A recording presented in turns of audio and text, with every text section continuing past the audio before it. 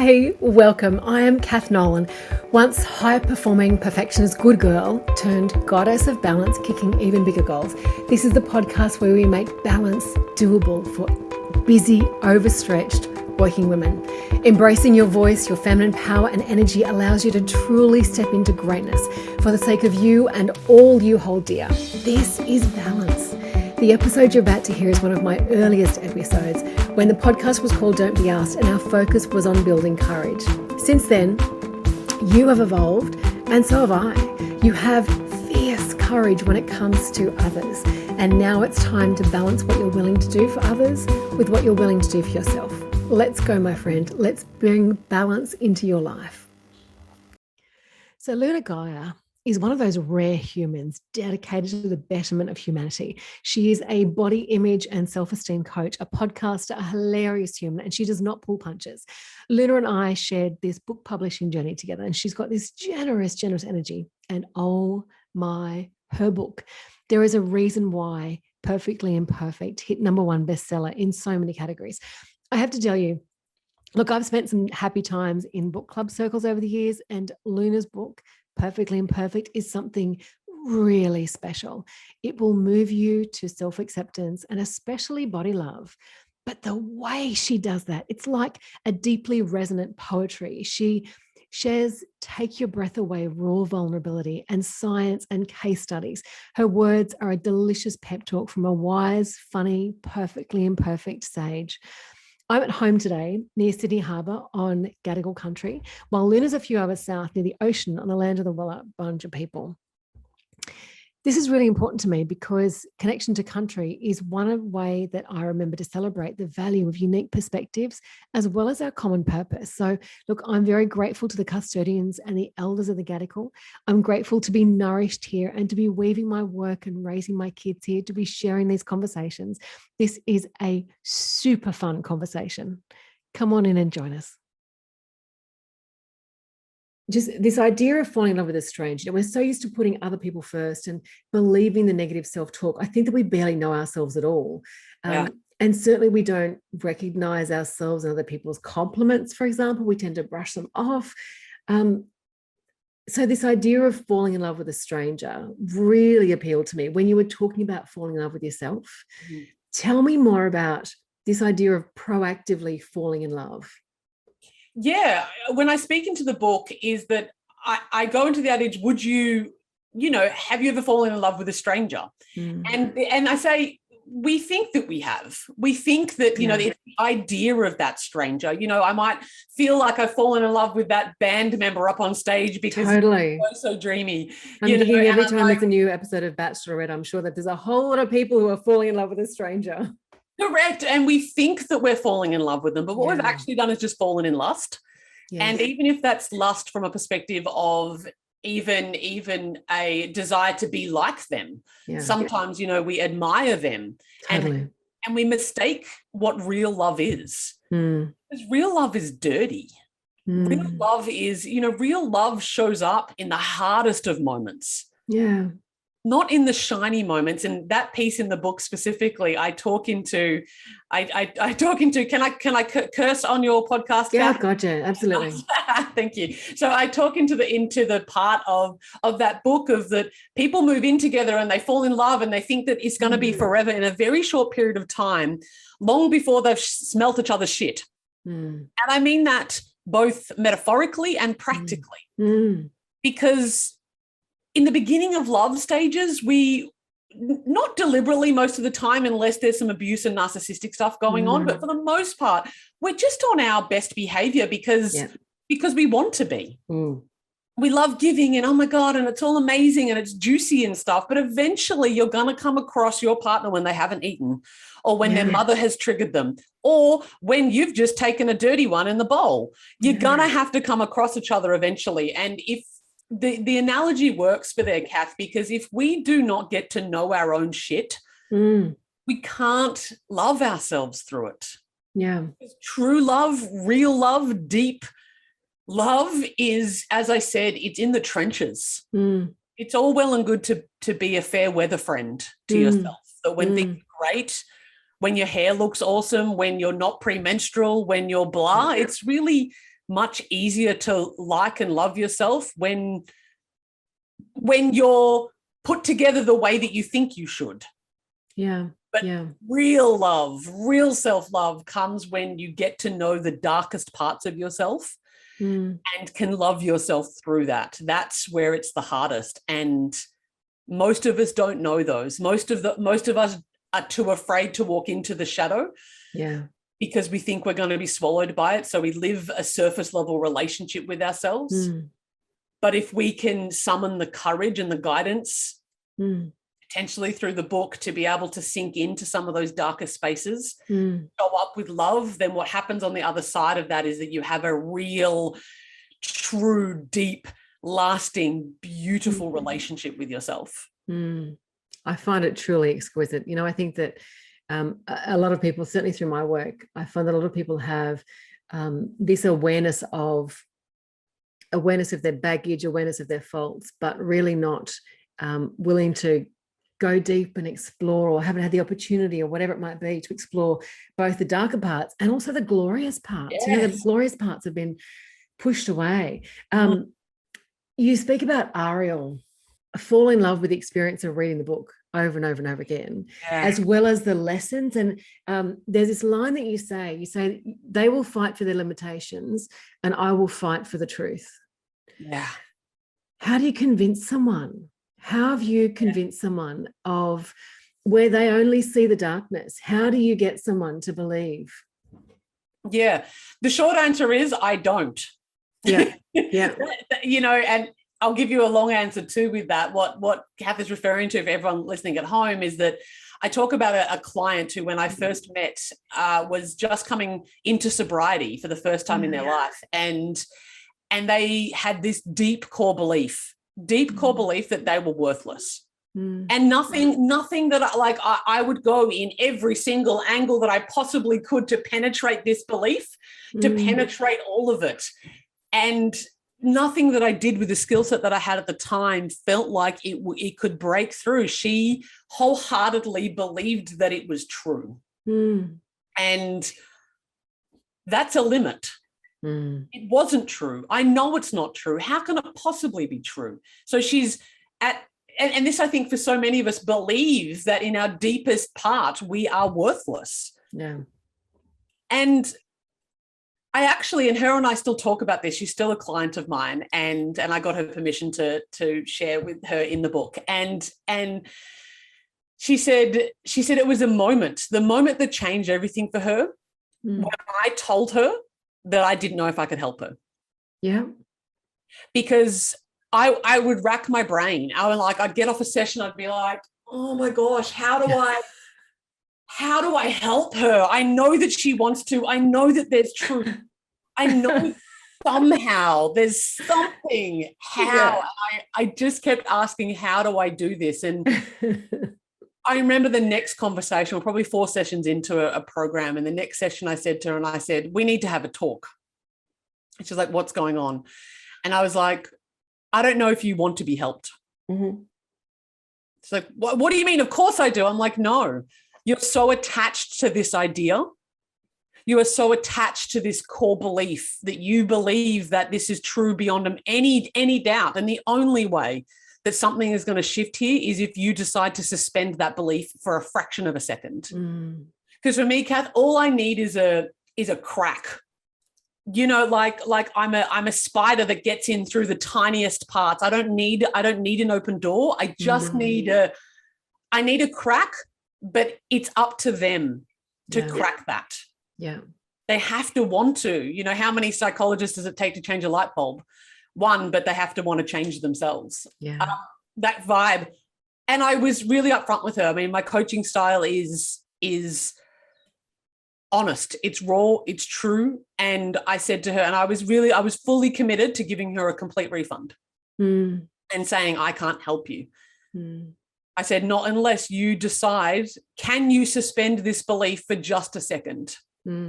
And she, in that moment, made the decision. So to me, she changed it because I held her accountable to it, but she could have walked away. And she decided in that moment that it was enough what she had lived her whole life and hating herself and thinking that she's worthless has never got her any closer to happiness. So maybe just hanging that belief on the hook as she walked into my sessions, and picking it back up if she wanted to on the way back out, you're welcome to. Maybe something different. Like if nothing changes, right? So she made that decision in that moment. And when I felt that change within her, we worked together for the last 4 years ever since. And she goes from strength to strength to strength. So beautiful. It was that moment she needed to decide, and my persistence of the truth and saying that I wasn't prepared to work with her if she wasn't prepared to look at the possibility that it was false. I love it. Thank you. Welcome. Luna, can we talk about weight? Please, let's go for it. I want to talk about, I think about, I wish that I were the size that I was when I first thought that I was fat. I was a size 8 to 10. I wish I was there so that I could somehow go back and help her to love herself more. Yeah. I assume that my girls will hit the same milestone at some point, and I hope to God I know what to say and do to help them believe that they're perfect. And even though I know that my voice is not enough to achieve that, I still want to know, what can I do to help them to believe they're perfect? Yeah. So you said at the beginning there, can we talk about weight and obviously your experience of that? I wish I could be as fat as I thought I was 25 kilos ago, kind of. Yeah, totally. That would be nice.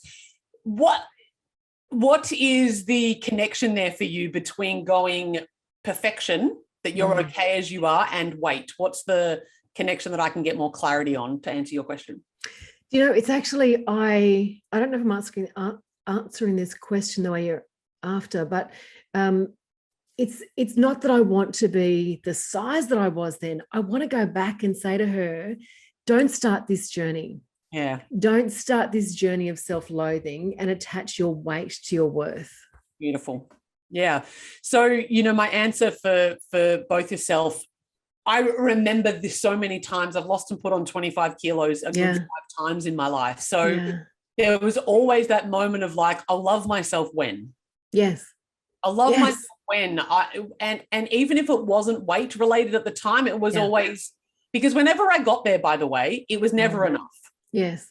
My arms were still too flabby, or my butt wasn't perky enough, or I didn't have a thigh gap, or my stomach wasn't flat enough, or there was always something wrong. Yeah. So that kind of realization that, hang on a second, every time I do this thing, seeking for the happiness and fulfillment that I'm looking for, when I get there, it's not there. For years, I thought that that's because I was doing it wrong. Not that the product was faulty, so to speak. Yeah. So realizing that the product is faulty, so to speak, that line of thinking is not going to work. Yeah. Is, well, if I don't love me now, then a 10-year version of me again is going to look back and go, I wish I could go back and tell her that. Do you know what I mean by that? I really do. Yes. Let's face it, if we're lucky enough to get old, the beauty that we have right now, the social standards of beauty that we both have right now are gonna fade. Yeah. We will look back on our face, because that's probably when we're moving in beyond middle age. It's our body, yes, but it's also our face, because now we're becoming a lot less smooth than what we used to be. Yeah. A lot more character on our face as we get older. Yes. We're going to look back on our face in 20 years' time, even 10 years' time, and go, oh my gosh, I wish that I relished that skin that I had, because look at it, it was glorious. So if that's the case, if we keep in the future thinking that our past self was amazing, then I encourage us all to come to a space where we appreciate what we have now. Appreciate this space rather than keeping looking back in the past. It's gone now. When you are the youngest that you are ever going to be again, and you're the oldest that you've ever been, right? And from a beauty standards point of view, only downhill from here. Yeah. Do you know what I mean? Yeah. Like it even if you fit into that body, you're still eventually, if you get old enough, your boobs are going to get saggy. I worked in aged care for 10 years. Yeah. When you're that old, you're just grateful that you can wipe your own butt. Like you're just grateful you can feed yourself. You don't care about the wrinkles anymore because it doesn't matter. It's always what's in your heart. So let's take the lessons from our future self and apply that to our current self, so we don't have that experience of wishing that our past self knew what we know now. Let's apply it in the current. Fabulous. I'm going to stay with weight for a minute and tell me about body positivity. So at times it gets a bad rap. I've seen a few interviews and I almost feel like I'd love to be interviewed on a television show with someone who wants to go at me. Yeah. What's the bad rap you hear? So the body positivity movement often gets slandered and slammed for promoting obesity. Wow. Okay. Like 100%. I get it all the time. If I'm there in a bikini or in my underwear or anything and I'm talking about loving your body, trolls will come on and tell me that I'm fat and it's unhealthy and that I'm dangerous, literally that word, that we are promoting obesity and it's dangerous. Wow. Lizzo cops a lot of crap around this. Tess Holliday is a very plus size supermodel in the States, and she's just been slammed. She just gets slammed for promoting obesity. Wow. So body positivity to me is not about, it's funny, body positivity isn't about loving your body in its core. To me, it's about removing shame. Yes. At its core, it's got nothing to do with my health. Yes. Physically. It has everything to do with my mental health. Yes. It's not. So if I felt like someone would go up against me, I'm like, Kath, you're wearing stripes today. Does that mean you're advocating stripes? Like, are you now promoting lipstick because you have lipstick on? Are you now an Apple advocate? Are you promotion for Apple because you've got an Apple headset in? Yeah. I'm like, us existing is not promotion. Yeah. Yeah. I remember making a TikTok about it where I'm like, I've got like a hood on and I'm like, psst, come here. Oh, yeah, you come here. Yeah. You know what? I've been bullied and harassed and shamed my entire life for being fat, but I reckon you should do it with me. Come on. Yeah, let's do it. Like, you know what? Being a big body has been torture my whole life because of society standards. Why would I want that for anybody else? It doesn't mean that we can't love ourselves as we are in our bigger. But to say that it's promoting anything by me existing is absurd. And I often say to the haters, the only thing that I'm promoting is a removal of shame and an insertion of love. Because I've hated myself 25 kilos ago when that same troll would have said that I looked healthy when I was actually spend most of my nights, wrapped around a toilet bowl, throwing up my dinner. And training 15 hours a week and exhausting myself and burning out my adrenals. Yeah. The perception is so messed up. You can't ever know someone's health status based on simply by the way that they look. So why do you think that people are, when I say people, not us, not you and me, why are people, Yep. Why are we so obsessed with vocalizing our judgments? I think it's a very socially acceptable thing to judge bodies because it's done everywhere, all over the world, all the time. Yeah. It's in the media every day. You're like, tell me one person who doesn't know that Adele lost weight. And now she's revered. Adele finally is successful now that she lost weight. Are you kidding me? She's a best-selling album. Like, she's a best-selling singer. Over and over and over. Over and over and over again. Her art is phenomenal. has her body got to do with it? Yeah. She's no more successful now that she's smaller than what she was when she was bigger. Her voice is amazing, and that's where her value is. Yeah. It's the commodification of bodies. Yeah. That's why we're obsessed, because from the moment we come into the world, you turn on a telly, open a magazine, now social media, the internet, it's obsessed. You walk into a supermarket and every single cover, you will practically see someone that's airbrushed, someone that's polished, someone's story about how they lost 5 kilos fast. Yeah. Everywhere you go, it is obsessed with this. And honestly, Kath, I believe that whether or not it's a conspiracy theory, I tend to be a little bit along those lines, but it's a way to keep us small. If we come back to the beginning of our conversation, small in energy, we're distracted. Yeah.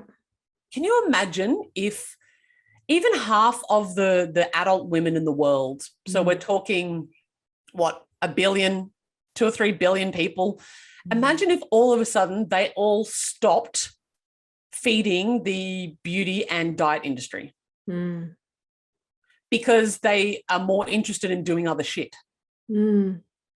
I can't tell you how I didn't have time for anything when I was stuck in the diet trap. There's no way I could have written a book. There's no way that I, could have learnt to play the piano or learn Spanish. So many things that I never had time to do. Follow my passion. I never had time to do it. Not even time, but energy. I think we're clinically distracted by thinking that this thing that's going to change, as we said before, it's going to change and evolve anyway. That that if we keep it and preserve it, then we'll find worth. It's that whole. I think it lays into patriarch and capitalism. If we can get that thing outside of us, then we will be valuable, because that's what marketing tells us. It does. Yeah. I think sadly, and I think that there are elements of this in your story as well, but I think that it's very much a gendered issue, and I know that there is increasing pressure on young guys particularly. So it's becoming much more inclusive, this body shaming thing that we're I know, much more inclusive. Yeah, absolutely. And maybe the more people who experience it across the board will mean that, like, for example, with when childcare is every person issue, not just a women's issue, then we get some traction on childcare. So maybe when when body shaming does become more of an equal issue, maybe we'll have some traction on it. Who knows? But it does seem to be so very gendered, in all areas of our lives. Yeah, because I think that the way that patriarchal and capitalistic value play on men is very different. They have body shame around one particular part. Yes. And they're obsessed about it. But the rest of their body has pretty much been okay. They kind of had the opposite. They have to be big. Yeah. They're not allowed to be small. Yeah. Yeah. Both in stature, both in size and in energy. Yes. So if you have a man that's shy, if you have a man that's emotional or sensitive, it's bad. Right? Because they're like a woman.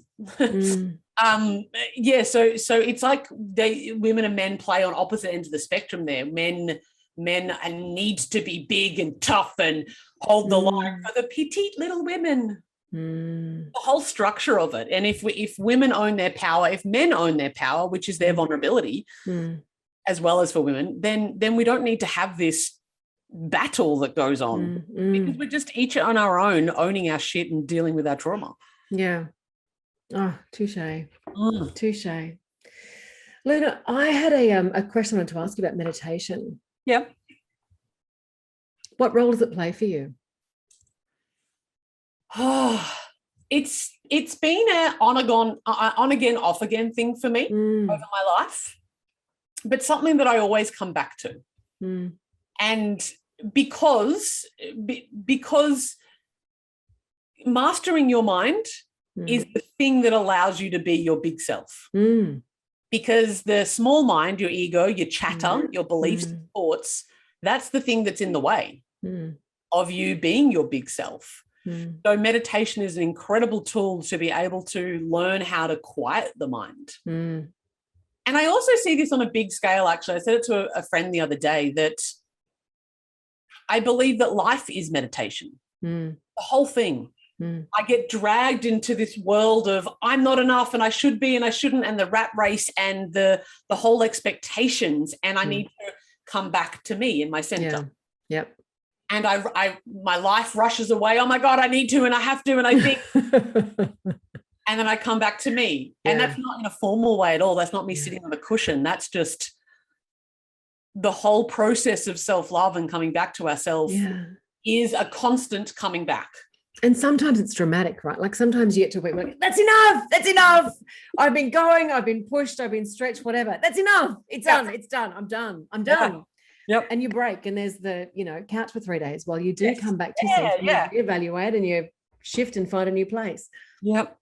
Yeah, you're right. Sometimes it's dramatic and sometimes it's just in the everyday of like, whoa, I've been sucked into the void. I've often found with self-love, the common narrative is self-hate and body shame. Yeah. That's the vortex that is constantly revolving just outside of me. Yeah. So I need to be really anchored in my center to be able to remain feeling good about myself, because it's so easy to be sucked into the world, because the majority of people, we go back to that belonging piece, that fitting piece. I would fit in more if I hated myself. Yeah. So I have to belong to me. Yeah. If I don't, then I don't have my anchor and I get pulled in any direction. God, that's really powerful, isn't it? Yeah, I think that's my piece with meditation. I think that it's the micro of me sitting in meditation, of my mind wandering, me bringing it back, mind wandering and bring it back with kindness, with gentleness, love. Oh my God, I'm doing it wrong. Oh, I suck. I'm doing this wrong as well. Yeah, I'm doing this wrong as well. It's the whole point of meditation is just, it's conditioning. Yeah. Like when you are weightlifting, I think people can relate to this in terms of when you're at the gym and you lift heavy things. Yeah. Once you're strong enough, they're not heavy anymore. Yeah. But in the beginning, on that first time you pick up that weight, you're like, oh. Yeah. You're conditioning the mind in exactly the same way. It's mind gym. Yeah. I'm lifting the heavy weight. My mind's going off. Oh my God, flowers, what's happening over there? The thing that I did when I was in year 4. And I bring it back. That's me doing a bicep repetition. Yeah. I bring it back, another one, and I bring it back, another one. If your mind didn't wander, then you'd never get stronger in your mind. You have to have that, because that's the weight that you're lifting. Yeah, right. I highly recommend it. I see mind gym being the next big thing from Luna Gaia. Isn't it? Yeah. Train your mind. Yeah. All right. So let me bring it back to something a little bit more technical. Sure. On this same issue, feeling and thoughts and actions, the relationship between them is pretty tight. How do we interrupt it? The relationship between feelings, thoughts, and actions. Yes. So I talk about this into the book, and I actually discern between emotions and feelings as well. I separate the two, because what tends to happen is something external will happen, an event, right? Someone cut you off in traffic. Yeah. An emotion then comes pretty immediately after that, right? Yeah. But what is actually happening is we go from thought, a feeling then happens in our body. And when I say a feeling, it means your heart might go off. So it's an actual physical response, sweaty palms, your heart might race, your adrenaline goes up. That's a feeling. Yeah. Then the emotion is the label that we put on the feeling. Yeah. Yeah. And then we get stuck in this loop of thought, feeling, emotion, thought. It feeds itself constantly. So we get stuck in that loop. How do we stop that loop? Is to recognize that our thoughts are not true. Sometimes they are. I'm not saying that it's all made up in your head entirely and none of it's fact. But our thoughts are projections of our lifetime of experience. Right? So again, when we come back to the mind gym, if we can start to listen and we can notice the thought, then we can interrupt that cycle. Because the thought is feeding the feeling, feeding the emotion, and feeding the thought again. And then you get stuck in this loop. Typically what happens is that we don't want to feel the emotion. How many of us like to feel anger or like to feel shame or like to feel regret or hurt or rejection. We don't like those. No, and partly because we're conditioned as a 5-year-old to put a smile on your face. Yep. Yeah. Yes, that don't actually feel them. So because we block the emotion sense, we just go from thinking to feeling, and then it kind of hijacks the emotion. So we just go to thinking. So we think we're dealing with the emotion by thinking about it. Yeah. You can't think an emotion. Yeah. That it like you can't breathe water. They're different things. They don't work in the same way. So when you're constantly up in your head thinking about the thing, you're not dealing with it. Dealing with it is sitting next to yourself as if you are a dear friend, holding your hand while you feel the pain of the experience. And further along in the book, I teach you how to clear it from your body. Because our body holds emotions. So even just something like, oh, that makes me so mad. Oh! Yeah. That in and of itself discharges energy in our body. Yeah. And when we look at the word emotion, it's emotion, energy in motion. If we do not physically discharge the emotion, it gets trapped in our body.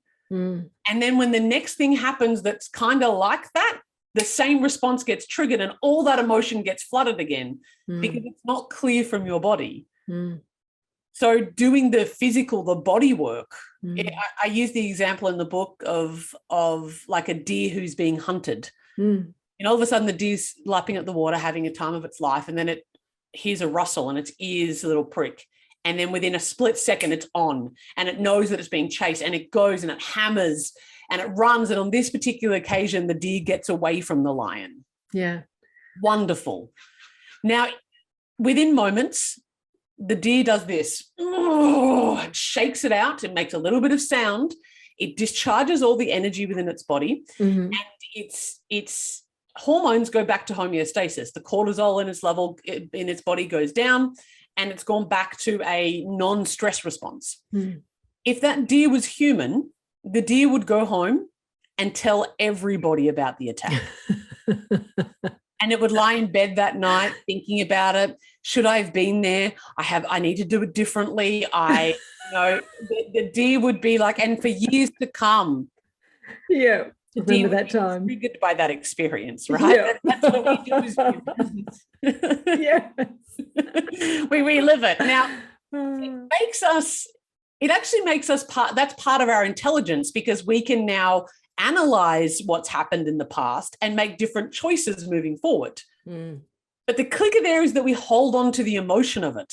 And that's where it gets into trouble. We need to honor our emotions by feeling them, acknowledging them, and then discharging them, getting them out of our system. Emotions are like bowel movements. You feel much better when you move it through your body on a regular basis. Much healthier for us. Has that kind of answered your question? It really has. Yeah, it has. Thank you. Welcome. Luna, where are you at now? With what? So this journey that this journey that I feel as though I've walked with you with Perfectly Imperfect. Where are you at now? I think for me it's a relationship. So I don't ever tell anybody, not for myself and not for anyone else, that you're going to arrive at a place and your work is done. Because complacency in relationships, external to us, tend to lead to sourness. All our relationships in our life require attention and nurturing. So I continue to nurture myself. And I'm human and perfectly imperfect. That's that's why that line is so powerful for me, because I absolutely have days. I have moments. Sometimes I have weeks where it's like I have to draw on all my tools, which I talk about in the book. They're my tool belt. And sometimes the most ultimate tool that I have, which is the hardest tool to use, is surrender. I'm similar to you, Kath, in that sense that I'm the heaviest I've ever been. And that has the capacity to play on me. Yeah. To look at my body, and although I love it, and I do, I really do wholeheartedly, and I think I'm a babe, I can also look at it and feel like I want it to look different. Yeah. And then I need to sort of use my tools and my self-awareness to decide, why do I want it to look different? Yeah. Do I want it to look different because I'm trying to chase something that's external to me? Or do I want it to look different because I want to, for want of a better term, wear a different top? Yep. You know, self-expression is okay. I think it's okay for us to want to change our appearance. I don't think that's at odds with loving ourselves, in the same way that we might wear makeup or blow dry our hair or wear certain jewelry. Just expression to me. So if we want to express ourselves by changing what our body looks like, I think that's okay. But I've had to come to terms with that for myself. Yeah. Because, you know, it's a lifetime worth of shame and fat phobia. That it's a relationship that I will continue to work on, to continue to make sure that I'm holding myself in reverence, holding myself in love. To say that I don't ever doubt myself, or I, you know, every day is like, oh my God, I'm amazing, is a lie. And it would be a complete disservice to not only myself, but to everybody who follows me. Yeah. We're not seeking for perfection here, because we are perfectly imperfect. And I think the more that we realize that we are human, and that our minds, our egos, our small selves, if left unguarded, will want to look for problems. That's the job of the small self, by the way. That's the job of the ego. Yeah. To keep you safe, to keep us alive by looking for problems. So we need to stay on top of that, and far out. Sometimes it's tiring, because that mind gym, after some hard workouts, sometimes I just, you know, sometimes I just fall apart. And but again, that's practice to love myself, right? Can I love myself when my mind's hating me? Can I love myself when I'm reaching for the chocolate cake? Can I love myself when I'm not as positive as I would like to be? And that's me continuing to build the relationship. So a forever work in progress. My masterpiece will be complete on the last breath that I take. Luna Gaia, I think you're an absolute masterpiece now. And certainly, you know, the work that you're doing is just divine. Thank you. Divine. If people do want to track along with your journey, and it's a very entertaining journey as well as uplifting, I've got to say. Awesome. You are very consistent. You are at More Confidence across all the social platforms. Yeah, certainly Facebook and Instagram. So at More Confidence. Great. For TikTok, which is, you know, fun little videos and that sort of stuff, it's Luna Gaia _ More Confidence. Beautiful. Okay, fantastic. A little bit different for that one. Fantastic. And your TikTok videos do sometimes find their way into Facebook and Instagram as well. Yeah, I'm delighted to say. They certainly do. They certainly do. So I share across platforms anyway. So it doesn't matter where you hang out with me. You know, TikTok, you might have a 15-second video, all the way up to my YouTube channel, which is More Confidence for You, the number 4, the letter U. Yeah. You know, like I have hour-long content there. So from 1 minute to 15 seconds to 2 hours, there is content for everybody. Fantastic. I love it. I love it. I absolutely love it. So Perfectly Imperfect.